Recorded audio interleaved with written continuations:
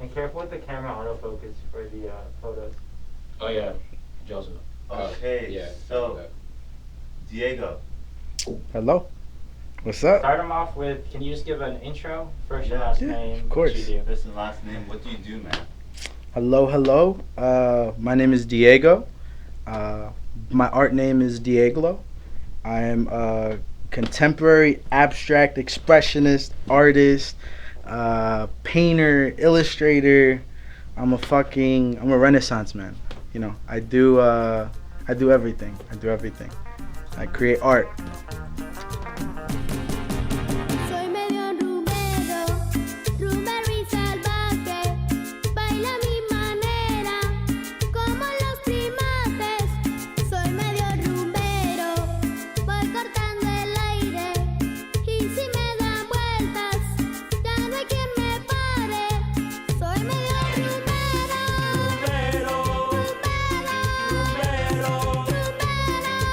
vamos a bailar. Las manos hacia arriba, las manos hacia abajo, y como los gorilas.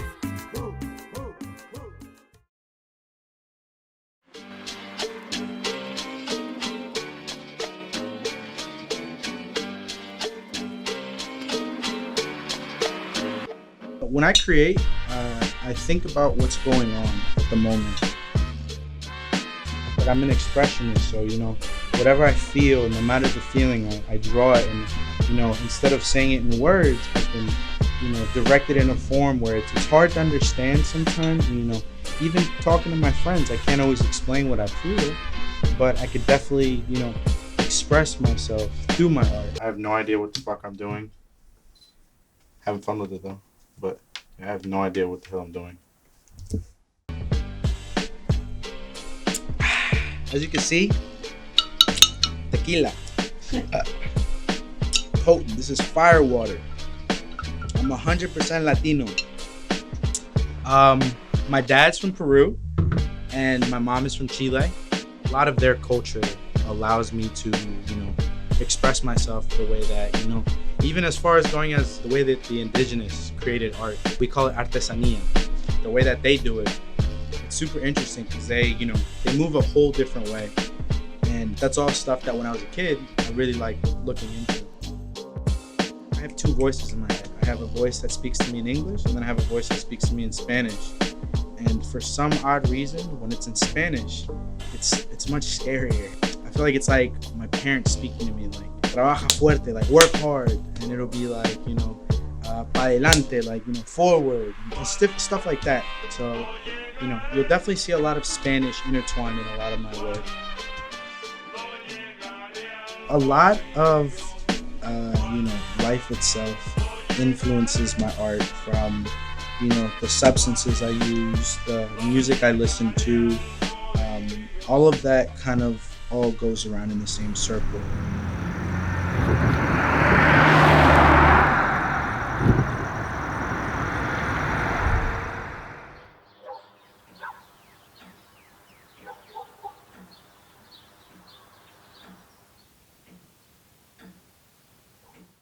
This is a notebook I started like drawing in. I would like write little stories and shit. Like I had a series called Deadly Fish.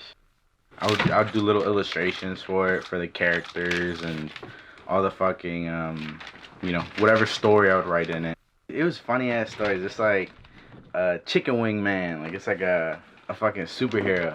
Like and he'd have his like homeboys like spicy hot Tyler, tangy sweet Sally, honey barbecue Bobby.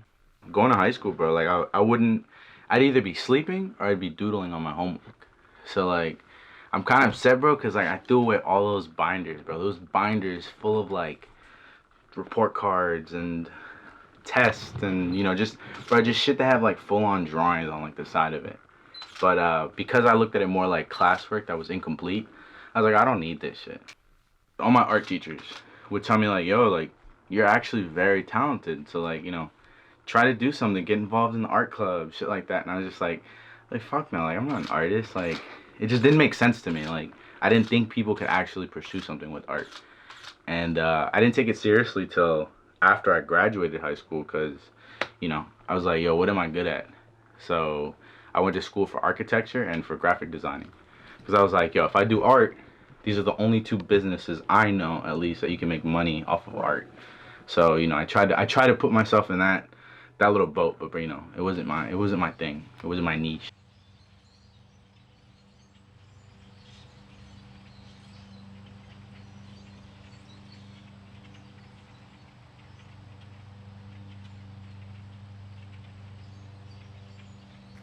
The shed is a little more, there's like shit all over the fucking place. That's kind of where, there's fucking different pieces of work that I've done in the past. These are the bigger ones that I couldn't actually take to the shed and shit. So this one I made around like February. So I made Cupid and I started on the little devil, but I never finished it. And, this one's actually kind of fucked up. This one was about an ex. And, it was like, I don't know, it was like a bad breakup and shit. So I like basically, I wasn't too happy with it. This one was me kind of just like portraying like, getting myself lined up the right way, getting everything into peace.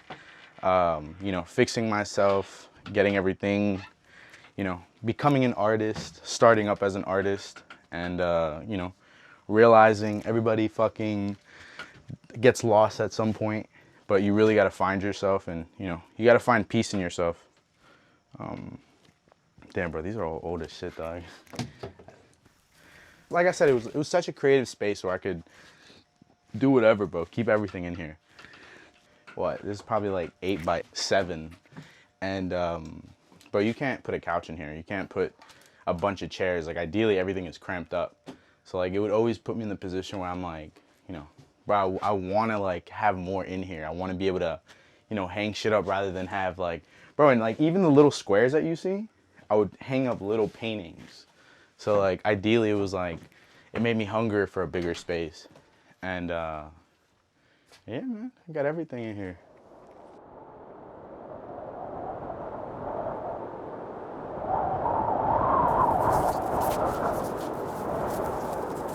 A lot of the art that I create, it allows me to, face conflict. A lot of my art from the start of the, when I started making art, it was like a bad breakup.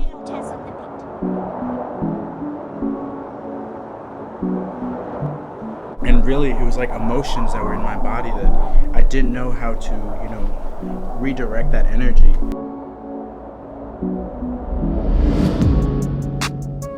And it was one of those things that, as time went by, I was able to, use my art as an outlet. For instance, if I was a cartoon character, I am Stitches. This is, I had a time in my life where it was very dark.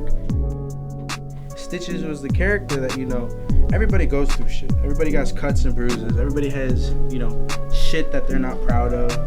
Everybody has stitches in one way or another. And this was my format of patching shit up.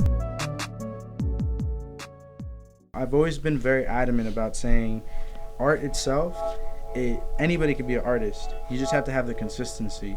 And once you have the consistency, then you could realize people have actual styles. People have styles of art. And you don't need to have you don't need to have the best equipment. Sometimes people are like, yo, I need to have the best paints, the best brushes, the best canvases. And I'm like, nah, you could fucking get a sticky note and a pencil and create the finest art. And, it'll look way better than someone who just paid $700 on easels, equipment, all that stuff.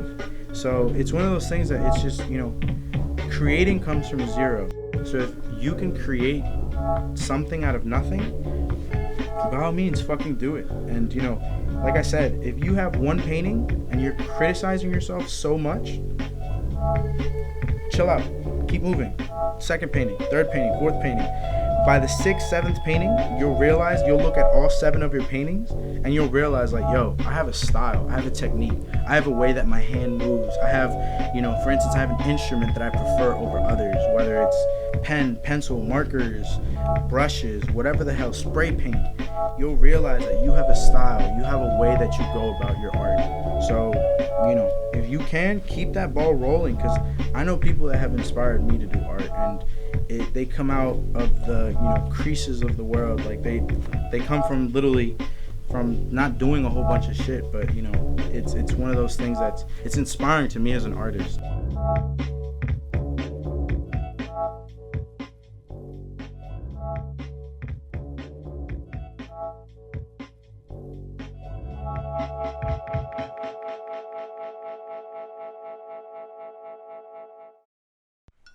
Thank you all for watching. This is Avantis Media. I just wanted to introduce the team. We got Camden on audio. We got Jason and myself, Matt, on video. We got Bright producing. And we got Joseph on photography. And last but not least, I just want to thank Dieglo. Hey, everybody. Yo, thank you guys, bro. For real. Thank you, all y'all are fucking crazy. Y'all, hey, these are fucking real Avengers. Fuck Marvel, these are the real Avengers. Oh, man. Thank you. That's a wrap.